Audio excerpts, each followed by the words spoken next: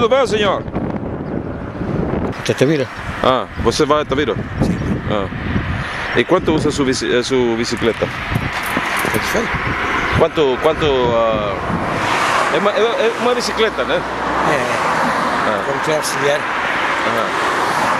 E esse é o motor. E o marca Vina? Vina. Fabricante onde? Fabricado aí sim? Vendedor. Portugal? Vendedor. Antes de chegar à Alfandanga, está a ver? Há um stand ao lado esquerdo. Aí fabrica. Foi aí que eu comprei. Quanto? 450 euros. Quanto? 450. Novo? Sim. 450 euros, é? 50. E você põe uma gasolina aí? Sim.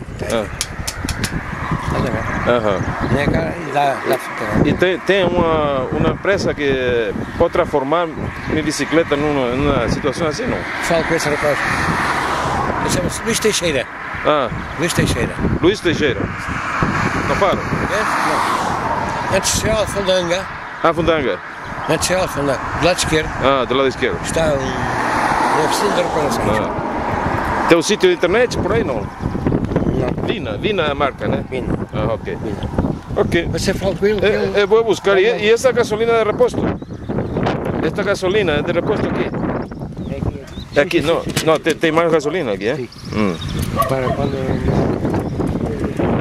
E tem câmbios? Você pode cambiar a bicicleta?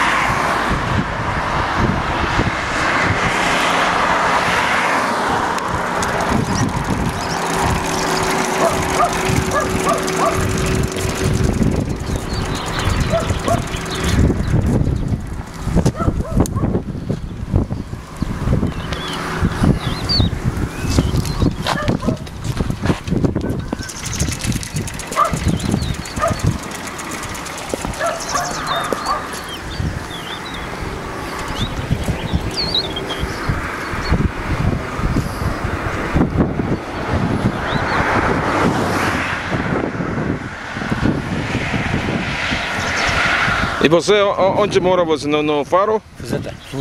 Fuzeta. Mais